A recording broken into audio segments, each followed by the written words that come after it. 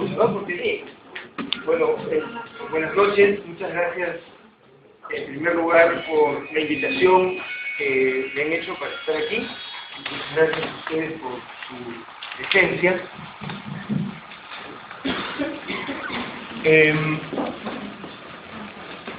Voy a tocar un tema que tiene como dos caras o dos aspectos diferentes. Uno que sería un aspecto que podríamos llamar más técnico, quizás se usa ahora ese término, más relativo a las cuestiones lingüísticas propiamente dichas, y otro aspecto que es el aspecto ideológico. El tema que quiero tratar es el de la motosidad, fenómeno que conocemos todos los que vivimos en nuestro país. De todos modos, lo definiré para que quede claro, para que no saben a qué se hace referencia ese término. El término de motoso, o de motoseo, o de motosidad, es un término que usan las personas de nuestro país, típicamente para referirse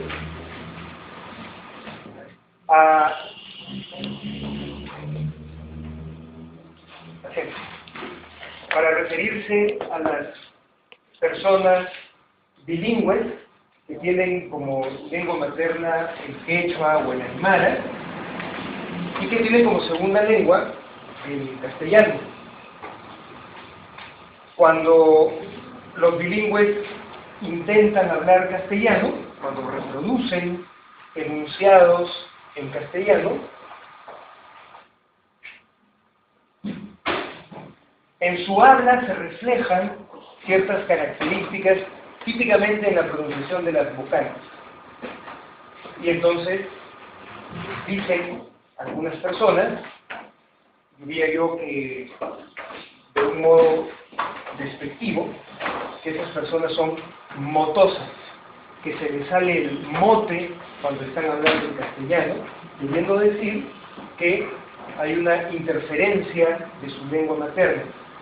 Entonces, lo que yo quiero tratar de hacer acá es de presentar principalmente el aspecto técnico o el aspecto lingüístico que está detrás del fenómeno del motoseo, que, como veremos, es un fenómeno absolutamente normal o absolutamente natural cuando una persona intenta hablar una segunda lengua. Cuando aprende una segunda lengua, normalmente las personas reproducimos los sonidos de esta segunda lengua con alguna influencia de la lengua que aprendemos como nuestra lengua materna.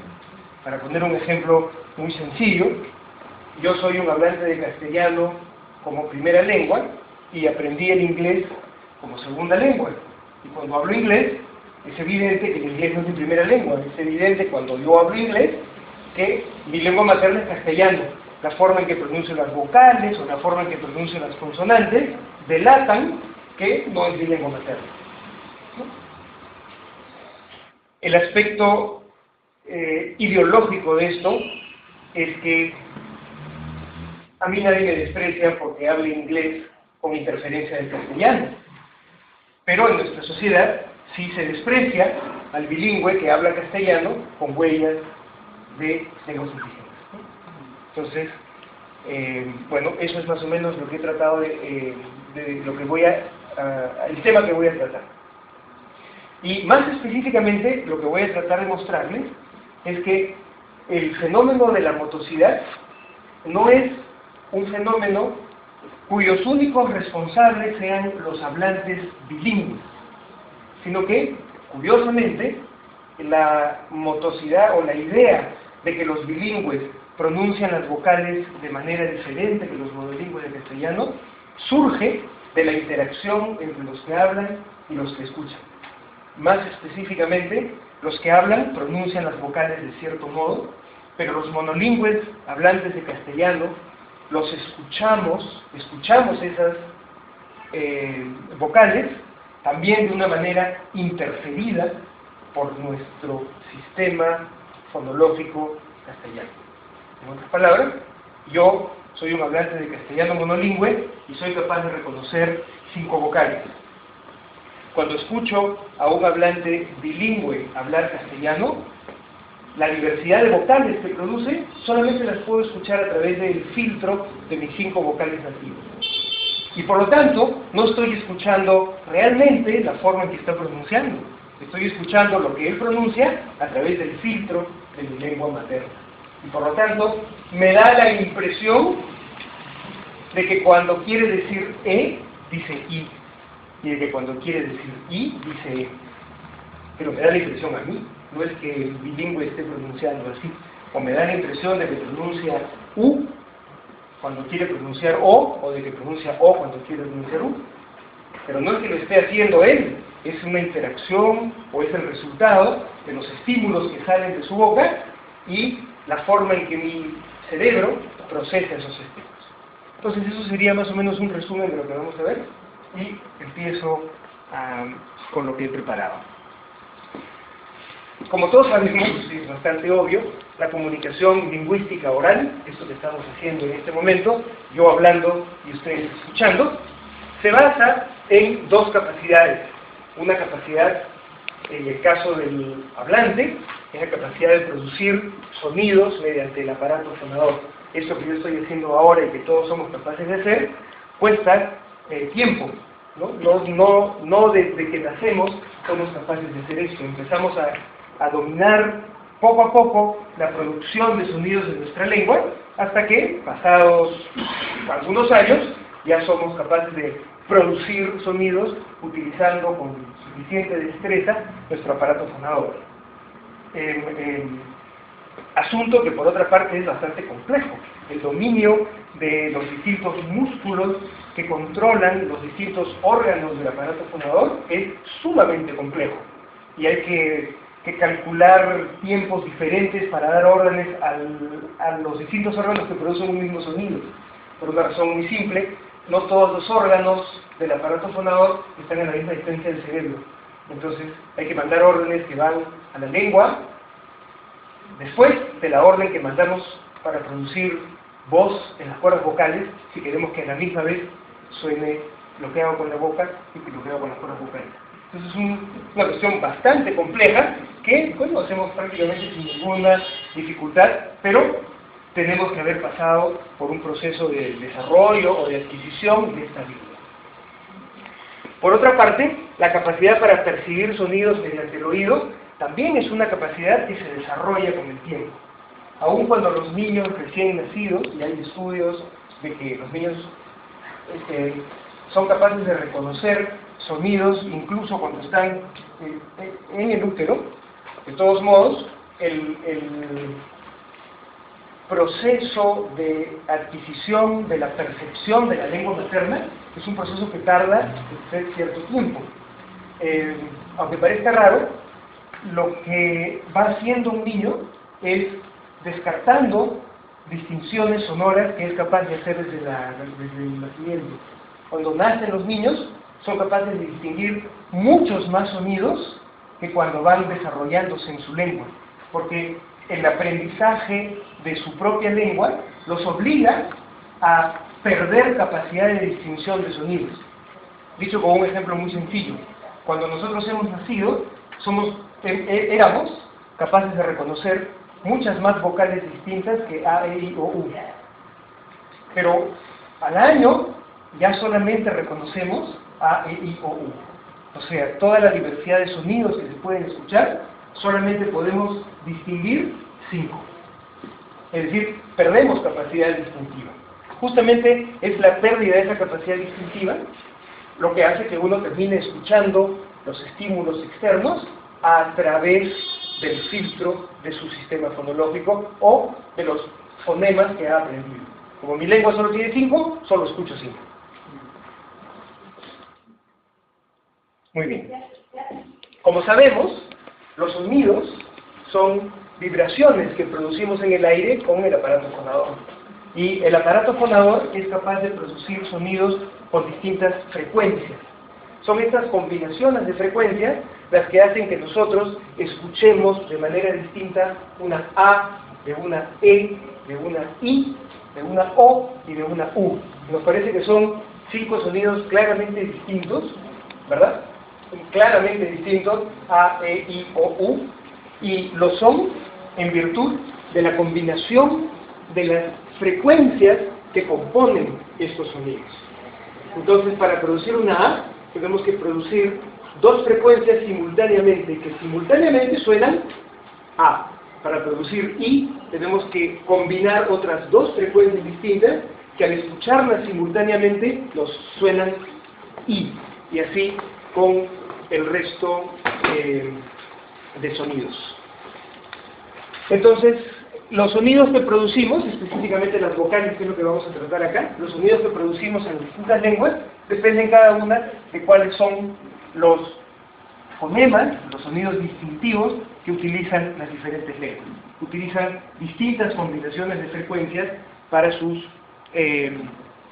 producir sus ciclos, los ciclos de su lengua. Y algunas lenguas tienen 5 vocales como la nuestra, otras lenguas tienen por lo menos 12 como el inglés, otras lenguas tienen 7 como el catalán, otras lenguas tienen 3 como el quechua, otras lenguas tienen 2 y otras lenguas tienen más de 20. Entonces, el número de vocales que usa cada lengua es distinto, pero el diseño fundamental es el mismo, combinación de frecuencias que hacen que suenen distintas y por lo tanto que podamos distinguir 2 palabras diferentes. Muy bien. Nuestro oído, bueno, esto ya creo que está un poco repetido, es capaz justamente de distinguir estas distintas frecuencias que se producen con el aparato fonador. De manera que cuando 2 hablantes de una misma lengua coinciden en una conversación, la producción de sonidos de este está perfectamente sintonizada con la capacidad de reconocimiento de los sonidos de este, y viceversa. La condición es que hayan crecido en una misma comunidad, que hayan socializado juntos y van a estar sintonizadas las capacidades de reconocimiento del oído con las de producción. En el caso óptimo, digamos, de los hablantes de una misma variedad. Muy bien. Aquí les he traído un esquema que de alguna manera ilustra lo que les estaba diciendo. Este cuadro se llama una carta de formantes o una carta de frecuencias. Aquí vemos las frecuencias que les decía que se combinaban. Cuando uno combina, por ejemplo, una frecuencia de 1500 con una frecuencia de 700, suena A. Cuando uno combina una frecuencia de 250 con una de 2200, suena I. Lo que yo hago con mi boca es crear un sonido con esas 2 frecuencias. Dependiendo de la forma en que configuro mi boca, suena I o suena A, porque combino estas 2. Como podrán ver en este esquema, esto de acá pretende representar que nunca producimos 2 sonidos que sean exactamente iguales acústicamente. Es decir, las frecuencias que componen los sonidos nunca son idénticas. Yo debo haber dicho ya en esta charla por lo menos unas 80 A's. Pero ninguna de las A's que yo he pronunciado es acústicamente idéntica. Claro que es bastante parecida. Y por eso todos ustedes han logrado escuchar todas como A. Habré dicho 75 I's, pero ninguna fue igualita. Sin embargo, como pueden ver acá, más o menos giran o rotan o se agrupan alrededor de frecuencias que son las que permiten distinguirlos. El siguiente esquema ilustra más o menos eso de la producción. Entonces aquí vemos una de estas frecuencias. Normalmente las I's que nosotros pronunciamos no son todas exactamente iguales de la misma frecuencia, sino que están alrededor de esto. Pero nosotros las escuchamos de una sola manera, a pesar de que sean todas distintas. El esquema siguiente muestra eso mejor aún. Aquí tienen ustedes, se toman los valores de las frecuencias y se les pregunta a la gente, ¿qué escuchas? I. Algunos dicen I y algunos dicen E. etc. Es decir, hay distintos estímulos que son escuchados igualito. Es como si nuestro oído, por decirlo así, nos engañara sobre la realidad física. La realidad física es diversa. Voy a retroceder. No retrocedió, ¿no? La realidad física es diversa, pero nosotros no la escuchamos de manera diversa. Por decirlo así, nosotros escuchamos estas realidades así, ¿no?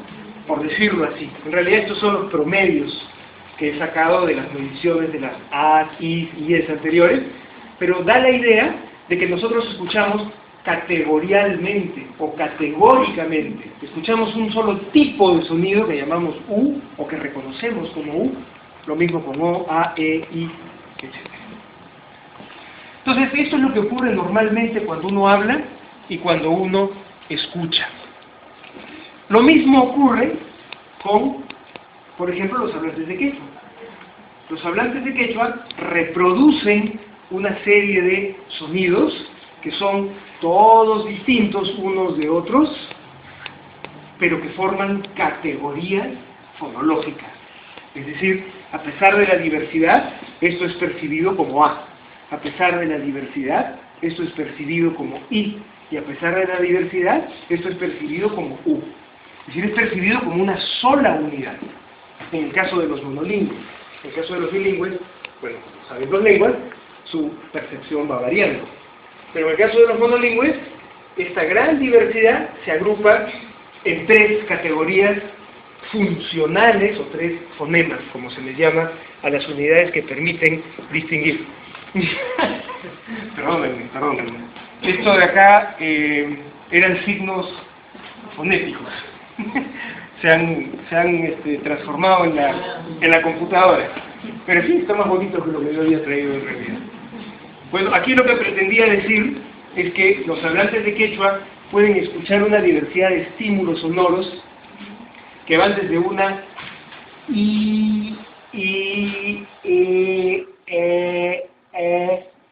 todo eso va a ser escuchado cuando están hablando como una sola unidad, porque cualquiera de esos sonidos diversos sirve solo para distinguir un tipo de categoría en la lengua. Lo mismo ocurría acá con estos dibujos tan bonitos, que eran una U, O, y que son categorizados como una sola unidad. Bueno, me olvidé de pasarlo a PDF, eso es lo que debería haber hecho. Muy bien, ¿qué pasa cuando aprendemos una segunda lengua? Lo que hemos visto hasta acá es lo que normalmente ocurre con una primera lengua. ¿Qué pasa cuando aprendemos una segunda lengua? Cuando después de tener, digamos, instalado en nuestro cerebro un sistema fonológico, queremos aprender un nuevo sistema fonológico, en general una nueva lengua.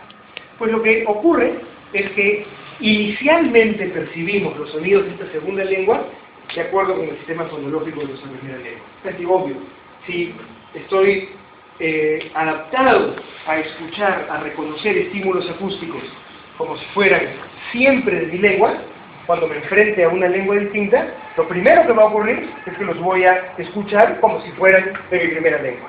Porque a eso es a lo que está preparado, eso es para lo que está preparado mi cerebro. A eso se le llama, de manera un poco extraña, la hipótesis del copiado total. ¿Qué quiere decir?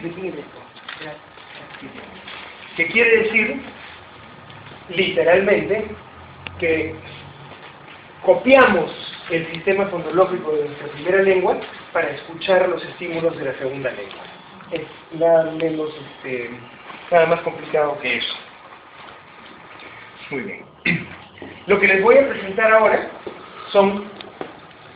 es el resultado de un estudio que ha hecho Andrés Napurí para su tesis. Andrés Napurí ha utilizado una serie de estímulos acústicos sintetizados, es decir, de mentira, electrónicamente preparados. No son vocales reales pronunciadas por un hablante, sino estímulos que sin embargo van reproduciendo algo así como Es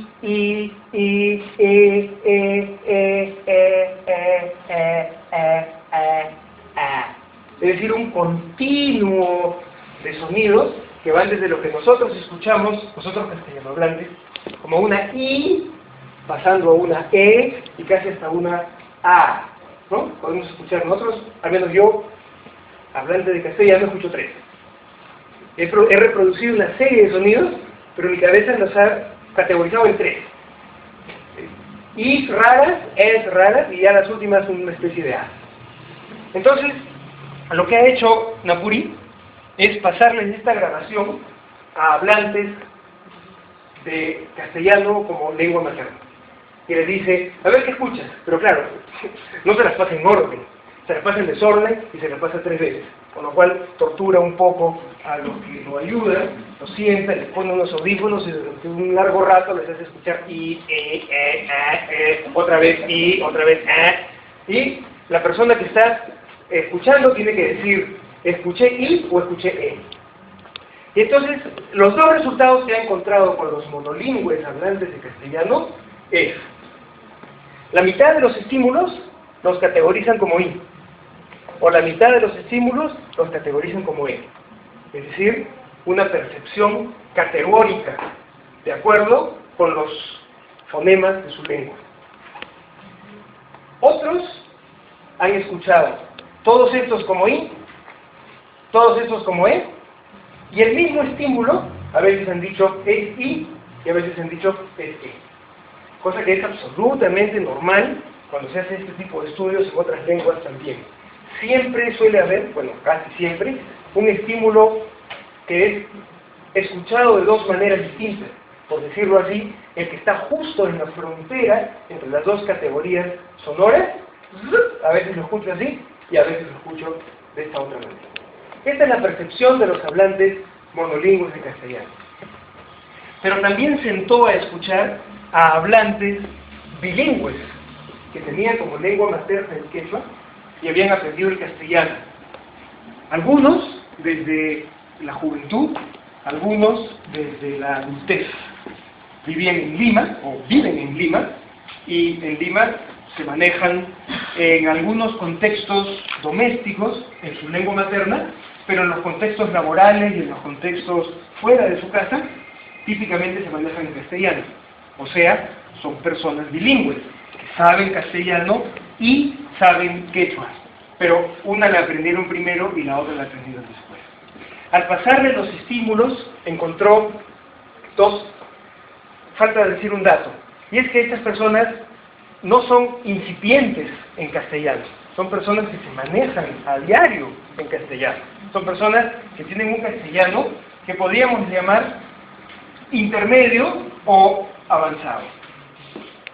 Como pueden ver, algunos han escuchado los 3 primeros estímulos como una I sin ninguna duda. Claro, son hablantes de castellano, bilingües, pero hablantes de castellano. Me pusieron los estímulos y dijeron I, en aquellos que son bastante más Is. Y escucharon como E aquellos que son bastante más Es. Pero crucialmente escucharon 3 estímulos como ambiguos.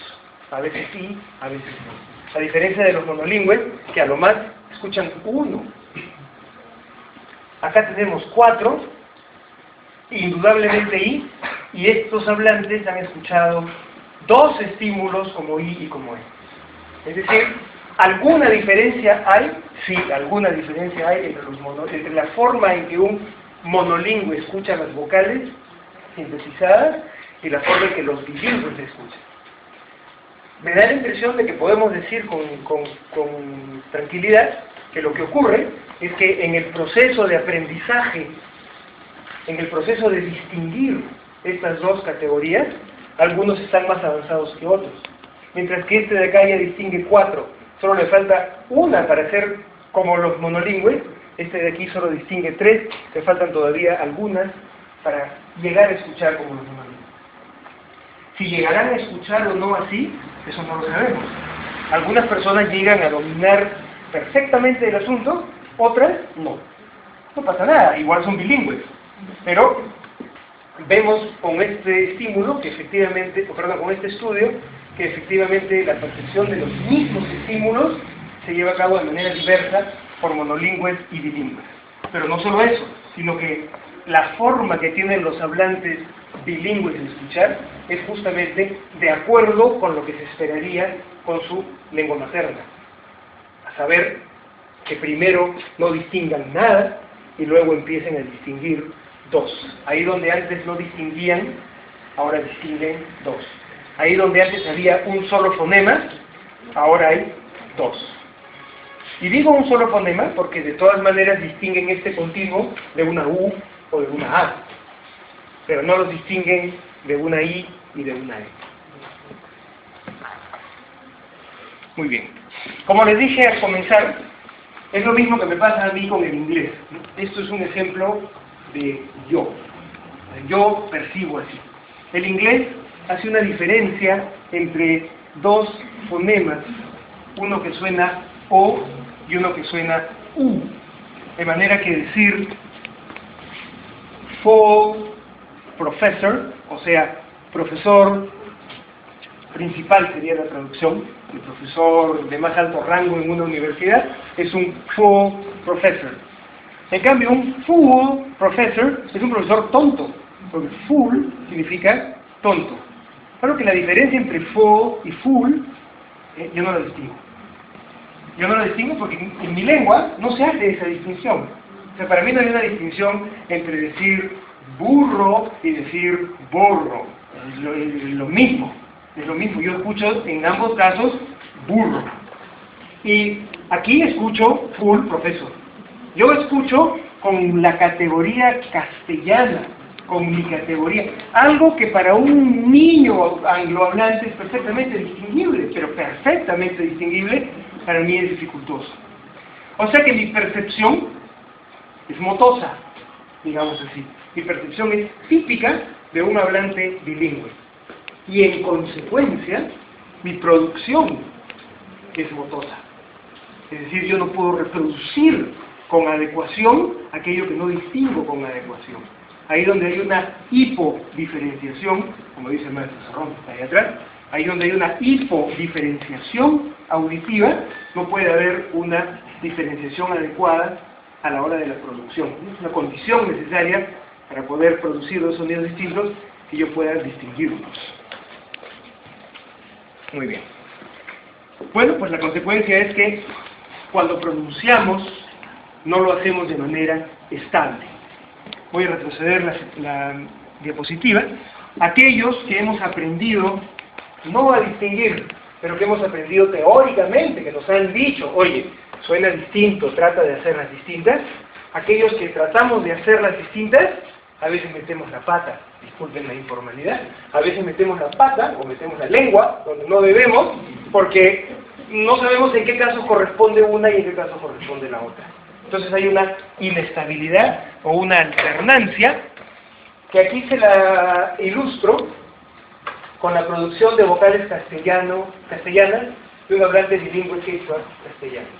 Me faltó poner incipiente, porque esta es la manera en que pronuncia un hablante de castellano incipiente, a quien le pedimos en este estudio, en otro estudio, que reprodujera palabras en castellano, palabras que en lo que le pedíamos había una I, en lo que le pedíamos había una E, una A, una O y una U. Este desorden aparente lo que quiere representar es que pronunció la palabra que esperábamos fuera una E con un sonido que era muy parecido a una I. Pronunció una palabra que esperábamos que fuera como una I con un sonido muy parecido a una E. Es decir, típicamente lo que hace un hablante bilingüe. Lo que ocurre es que los hablantes bilingües van aprendiendo cada vez más su segunda lengua y entonces su performance, su realización, su capacidad de distinguir auditivamente y luego su capacidad de producir va variando hasta parecerse a lo que les enseñé hace un momento y que será esto mismo, que es la producción de hablantes monolingües. Se va pareciendo, normalmente no suele ser idéntico, de forma que se van independizando las categorías fonológicas. ¿Sí? ¿Se entiende? Muy bien. Híjole, aquí otra vez nos pasó. La manito. La manito. Bueno, aquí yo quería ilustrarles lo que ocurre con la percepción de vocales de castellano bilingüe por parte de hablantes monolingües. Para decirlo de manera más concreta, ¿cómo escucho yo, que soy un hablante de castellano monolingüe? Yo soy monolingüe en castellano con respecto al quechua o al aymara. Mi lengua materna es el castellano. Y cuando yo escucho a un bilingüe, aymara o castellano, perdón, aymara español o quechua español, cuando yo escucho esta producción típica de un hablante bilingüe, su producción típica no es ni una I como la que se parece a la de los monolingües, ni como una E. Voy a retroceder. No se parece a esto solamente, ni a esto solamente de manera distinta, sino que forma un continuo que va de aquí a acá. Digamos, si sacáramos un promedio, por aquí aparecería la realización típica de lo que hace un hablante bilingüe en ciertos contextos. Esa realización típica, bueno, acá está señalada con una manito. Esa realización típica hace que en muchos casos, no en todos, pero en muchos casos, una palabra como mesa y una palabra como misa, al revés, una palabra como misa, Juan está en la misa, en la iglesia, y el plato está en la mesa, hace que la pronunciación típica del bilingüe es idéntica. Pero es idéntica ¿en qué sentido? Es idéntica en que esto es algo así como la mesa, y esto es la mesa, o sea, el mismo sonido. ¿Qué ocurre en mi oído? Bueno, acá no se ve lo que ocurre porque la mesa se fue para aquí. Lo que ocurre en mi oído es algo curioso. Yo estoy esperando, si alguien me dice el plato está en la mesa, yo estoy esperando escuchar, según mi lengua materna, algo que suene muy Y si me dicen que Juan se ha ido a misa, estoy esperando que en mi lengua materna suene muy I. Pero este sonido es acústicamente intermedio. Y lo que hace mi cabeza es invertir ese sonido. Y entonces, como yo esperaba que me dijeran I, y me han dicho creo que me han dicho Y como aquí abajo yo esperaba que me dijeran pero me han dicho I, entonces yo lo escucho como I. Y de aquí surge el estereotipo, el prejuicio de que los hablantes bilingües invierten las vocales. Al menos eso es lo que yo he escuchado desde que era niño, de lo cual hace mucho tiempo. El prejuicio de la motosidad dice, ¿has oído cómo hablan los bilingües? En realidad no se usa la palabra bilingüe, son palabras más despectivas para decir, ¿has visto cómo hablan las personas que tienen el quechua o el aymara como lengua materna y intentan hablar castellano? Ellos invierten las vocales. En vez de decir dicen I. Y en vez de decir I, dicen ¿Es cierto? ¿Conocen ese estereotipo, ese prejuicio enunciado así? O la O y la U. Cosa que es absolutamente extraña, ¿no? Porque si una persona es capaz de decir I, ¿por qué va a decir Y si es capaz de decir ¿por qué va a decir I justo en los pasos contrarios? ¿Se dan cuenta? ¿No? Dicen en vez de decir I. Y dicen I en vez de decir Y uno dirá, bueno, ¿por qué no dicen I cuando quieren decir I y cuando pueden decir si son capaces de hacerlo? Bueno, la razón de que a nosotros los hablantes monolingües nos parezca es esta. En realidad el hablante está haciendo una especie de sonido intermedio y es mi cabeza la que los está escuchando al revés. Claro que lo normal es que los hablantes monolingües no piensen que la culpa es de uno, ¿no? Lo normal no es que yo diga, ¡ay, qué barbaridad! ¿Cómo puedo escuchar tan mal lo que está hablando esta persona? Lo normal en nuestra sociedad discriminadora, racista, es que digamos, no sé, un poco de ejercicio. Lo normal es que en nuestra sociedad la culpa la tenga el otro, ¿no es cierto?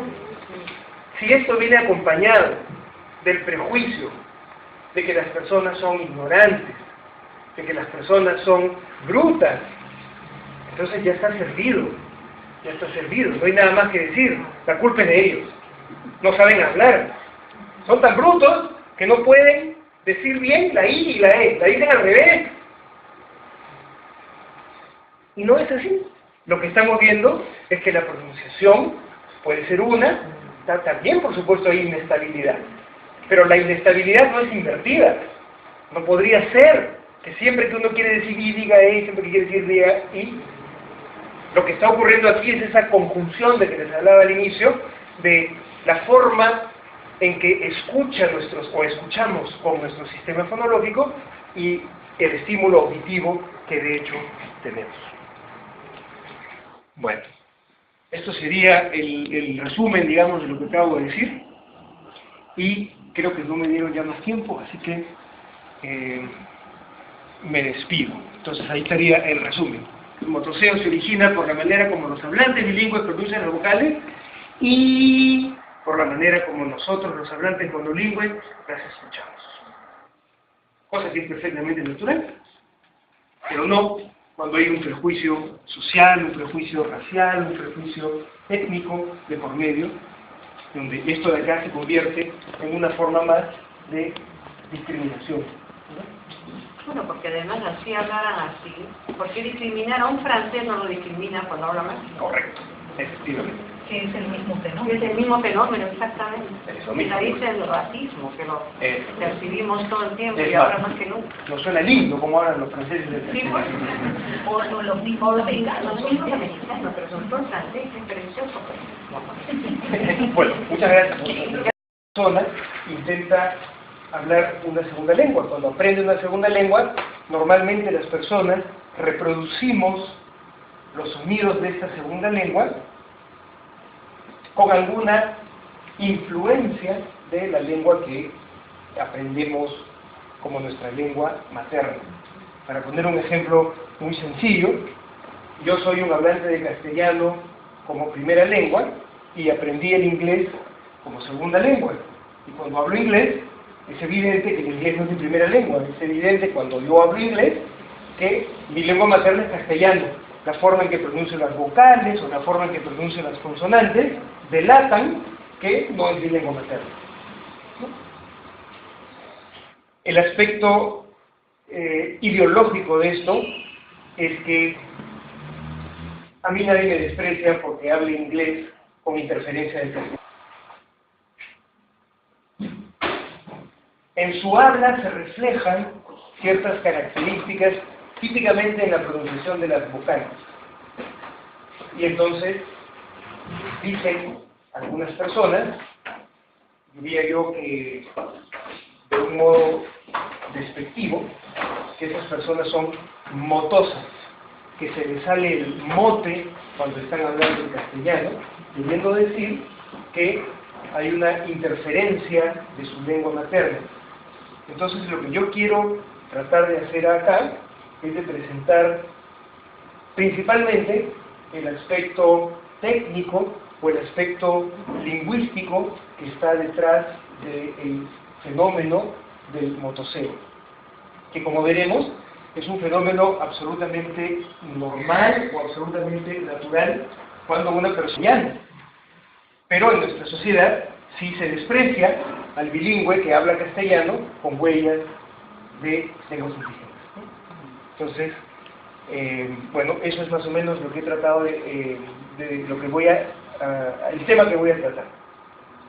Y más específicamente, lo que voy a tratar de mostrarles es que el fenómeno de la motosidad no es un fenómeno cuyos únicos responsables sean los hablantes bilingües, sino que, curiosamente, la motosidad o la idea de que los bilingües pronuncian las vocales de manera diferente que los monolingües de castellano surge de la interacción entre los que hablan y los que escuchan.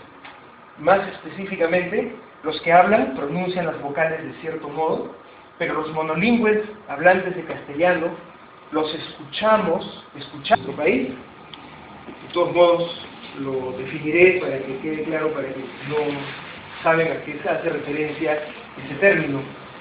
El término de motoso, o de motoseo, o de motosidad, es un término que usan las personas de nuestro país, típicamente para referirse a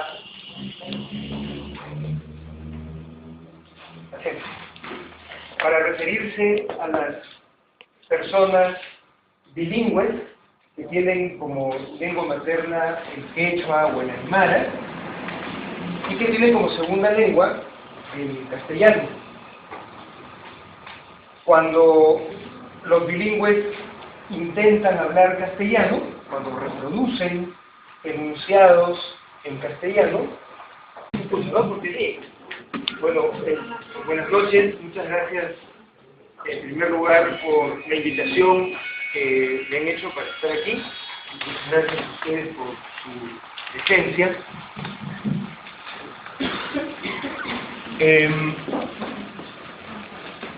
Voy a tocar un tema que tiene como dos caras o dos aspectos diferentes. Uno que sería un aspecto que podríamos llamar más técnico, quizás se usa ahora ese término, más relativo a las cuestiones lingüísticas propiamente dichas, y otro aspecto que es el aspecto ideológico. El tema que quiero tratar es el de la motosidad, fenómeno que conocemos todos los que vivimos en